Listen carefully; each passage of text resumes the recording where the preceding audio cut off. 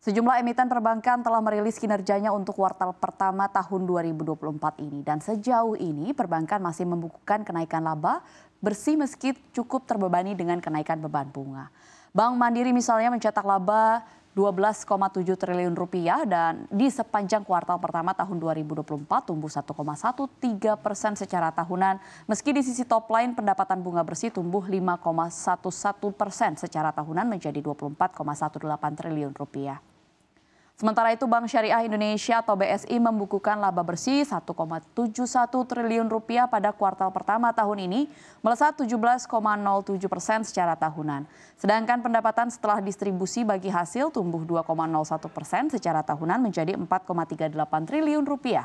Dan pendapatan dari penyaluran dana tumbuh 12,26% secara tahunan mencapai 6,31 triliun rupiah. Selanjutnya Bank Danamon Indonesia mencetak laba periode berjalan yang dapat diatribusikan kepada pemilik secara konsolidasi sebesar 831,24 miliar rupiah di kuartal pertama 2024, naik tipis 1,6% secara tahunan. Sedangkan pendapatan bunga bersih perseroan hanya naik 5,7% secara tahunan menjadi 3,99 triliun rupiah. Laju pertumbuhan laba Bank Danamon pada 3 bulan pertama tahun ini tertahan oleh beban bunga seiring dengan kebijakan Bank Indonesia yang menahan suku bunga acuan pada level yang terbilang tinggi.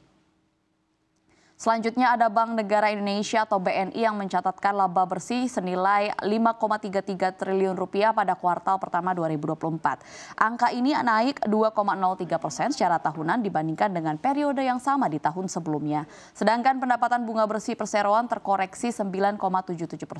Turunnya pendapatan bunga bersih BNI terjadi seiring naiknya beban bunga pada 3 bulan pertama tahun ini, yakni membengkak 47,53% menjadi 6,48 triliun rupiah.